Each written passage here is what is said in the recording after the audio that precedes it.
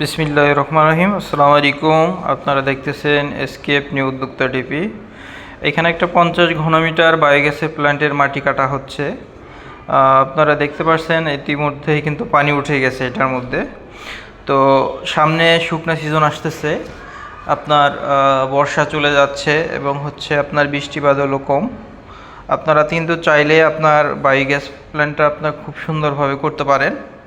তো যারা commercial biogas করতে চান, আমাদের ভিডিওতে নাম্বার দেওয়া থাকবে। এবং সামনে খুব সুন্দর একটা সুযোগ আসতেছে কমার্শিয়াল প্ল্যান করার জন্য।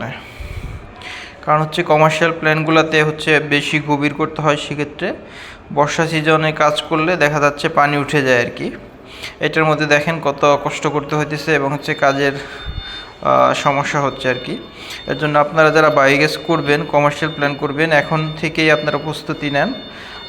আপনার যে ইঞ্জিনিয়ারের মাধ্যমে করবেন তাদের সাথে যোগাযোগ করেন এবং আমাদের সাথে যোগাযোগ করলে আমরা বায়োগ্যাস করে থাকি।